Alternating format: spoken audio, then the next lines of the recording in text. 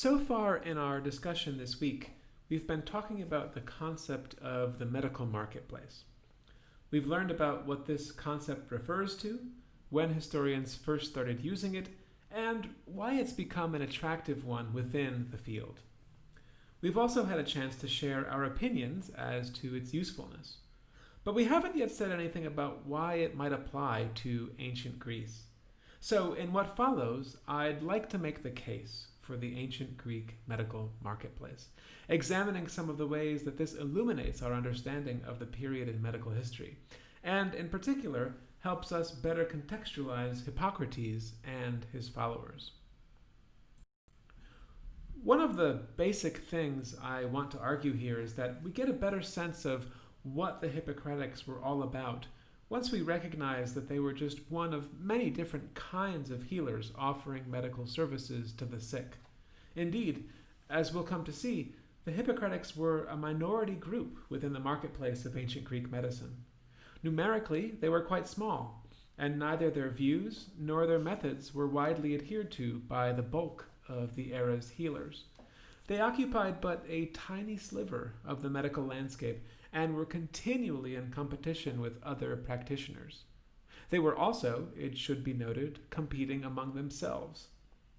Knowing how marginal they were, I think, helps us understand their writings and, by extension, their lives much more clearly. So, in what follows, we're going to tackle two big questions. One, what kinds of medical services existed in ancient Greece, and to what extent should this civilization be seen as the birthplace of modern Western medicine? And two, how does the concept of the medical marketplace help us understand the Hippocratics and their writings? From at least the Bronze Age forward, the Greeks had lots of different ways to treat the human body, including prayer, sacrifice, incantations, amulets, drugs, bandages, surgery, and poultices, to name but a few. While most people likely had some basic form of healing knowledge, they could also consult with a variety of different healers, each of whom had their own specialized advanced knowledge.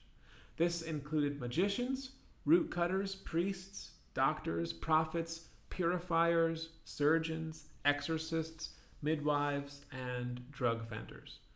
While there was a great overlap in terms of the methods these varied practitioners employed, each tended to use one mode more than others.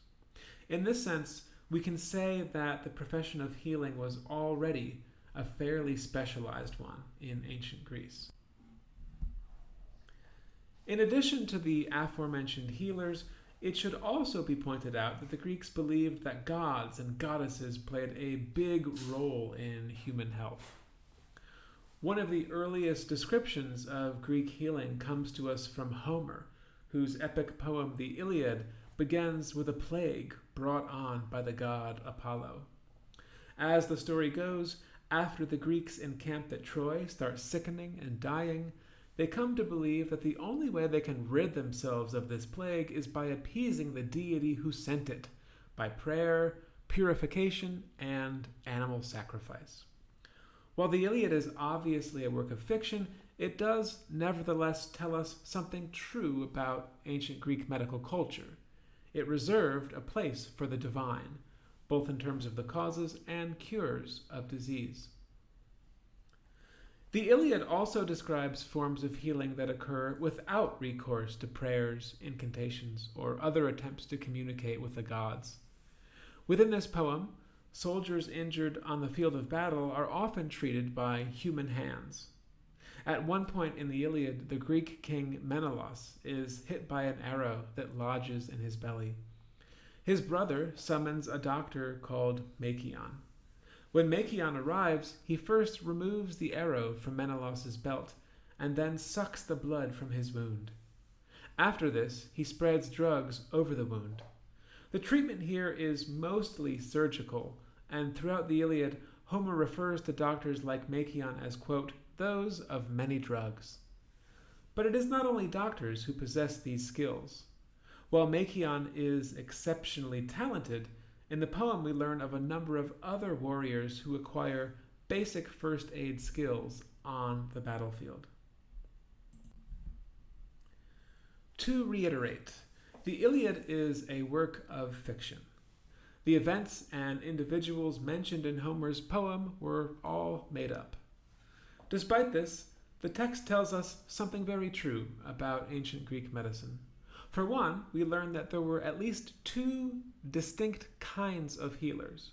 While the first, called Iotromantis, practiced supernatural forms of healing, much in the manner of a shaman, the second, called Demiurgoi, were secular physicians who, like Machion, employed natural curative techniques. A second key thing we learn is that while some healers, again, like Machion, practiced medicine full-time as an occupation, some did this on the side, either as a way to supplement income earned from another job or simply as a means of self-help. Medical knowledge was not the preserve of one particular group of people. Instead, it was fairly widely disseminated and existed in many different forms. This gets us part of the way to explaining one of the big questions in ancient Greek medicine. Why were there so many different kinds of doctors? Why did people have so many different options when they got sick? A huge part of the reason ancient Greece's medical marketplace was so diverse was that there were no laws governing the practice of medicine. Nothing was legislated against, and aside from poisons, there were no bans against any medications or curative practices whatsoever. In addition to this absence of external oversight, there were no internal checks within the profession.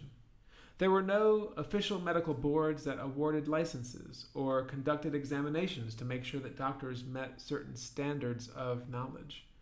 There were no medical associations or other professional groups that might serve to keep certain kinds of people out of a medical occupation.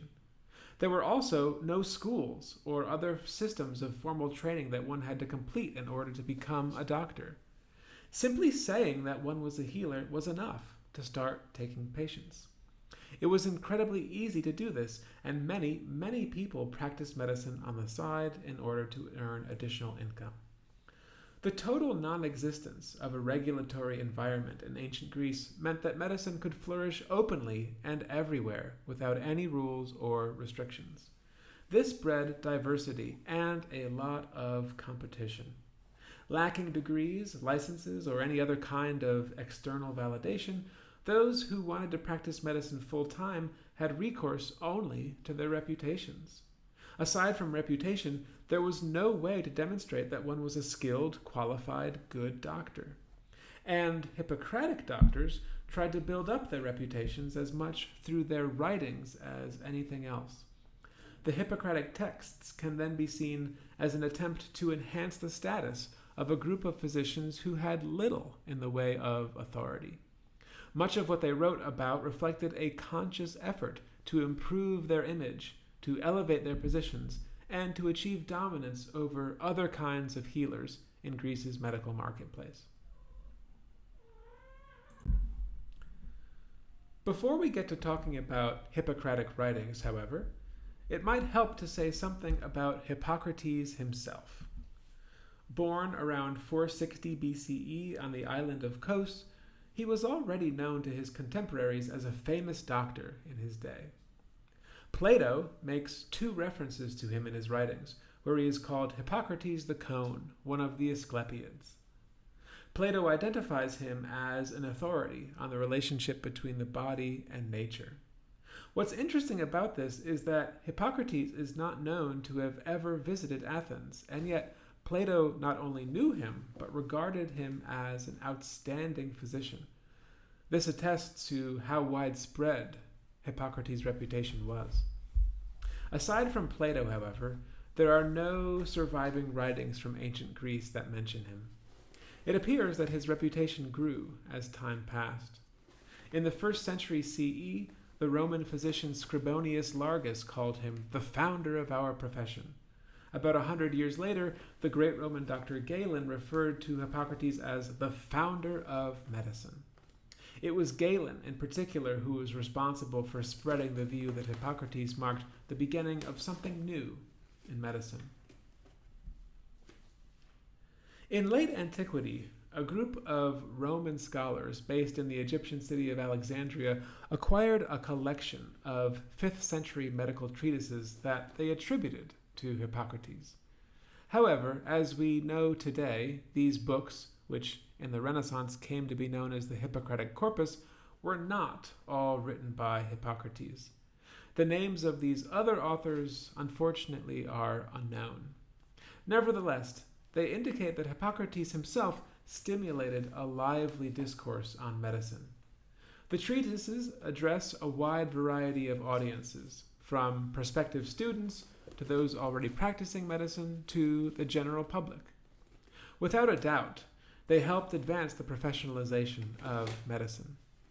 In addition to sharing their own thoughts about the true causes of illness and about proper methods of treatment, these writers use a new term to talk about doctors. Considering themselves neither demiurgoi or iatromantis, these authors use the term iatrique when talking about physicians. They also refer to medicine as a techne, that is, something like a craft that consists of skills acquired through learning. The coining of these terms reflected a desire to make medicine something specific, a specialized occupation that involved a series of well-defined methods and practices. As evidence of this sentiment, see the beginning of the Hippocratic treatise Airs, Waters, and Places, which begins with the words, "Whoever wishes to pursue medicine correctly must proceed in the following way." Similarly, in the Hippocratic book On the Art, the author starts by saying, quote, "As to the practice of medicine, I will explain what it in fact is."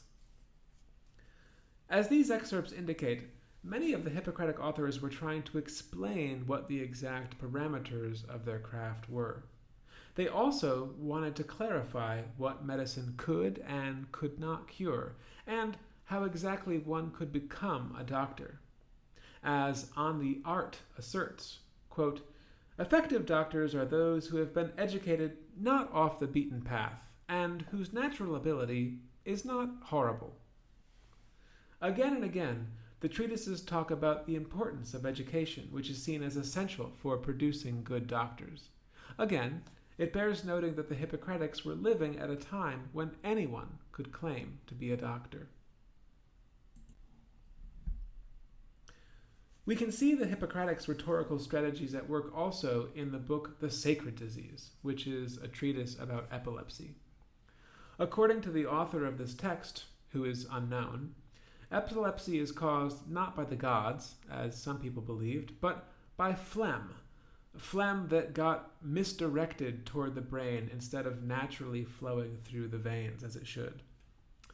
Some scholars regard this interpretation of epilepsy as a major breakthrough in the history of medicine. They argue that the book represents a turn from supernatural to naturalistic explanations of disease. To be honest, that's an exaggeration. While the text does argue that epilepsy has natural causes, it clearly wasn't written by an atheist or by someone who banished the gods from medical consideration. The author, in fact, at one point claims that all diseases have both a divine and a human component. But that's not the main point I want to make about this book. What is really notable about The Sacred Disease is the way the author castigates other kinds of healers and attacks them for what he regards as their inferior knowledge.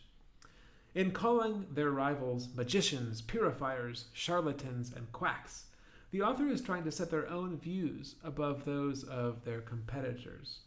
That is, as we have seen, a very prominent theme among the Hippocratics, and reflects the ways they use the written word to advance their interests. Moving forward, as we examine some of these writings for ourselves, we'll want to ask about the kinds of rhetorical strategies that the Hippocratics employed in their attempts to improve their positions within this marketplace.